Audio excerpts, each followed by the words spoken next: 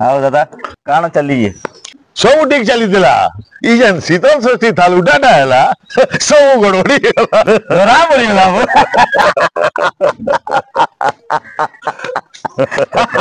ओए तुम्हें दुहे जनता को अच्छा भोगा बनो जो बोलो तो केनता केनता बकुआ बनुछो केनता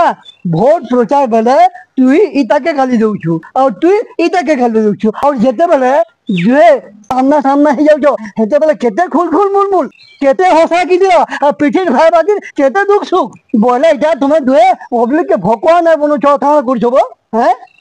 देख ये गोटे पार्टी रे मैं गोटे पार्टी रे आउ पार्टी रो चिंताधारा हिसाब रे राजनीति रो युद्ध क्षेत्र रे आमे दुई जन दुश्मन हेले व्यक्तिगत जीवन रे आमो दुई जनकर संबंध किछि खराब नै न केनता हो दादा आमे तो भाई भाई लागिता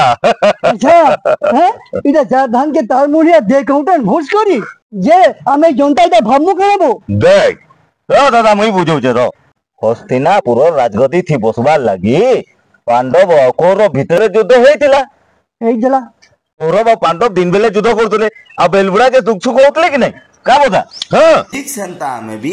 अच्छा अच्छा हेंता हेले ई राजनीतिक भोट युद्ध क्षेत्र में तुम दुई लोग भितरु के कौरव और के पांडव पाइबो कहो देखना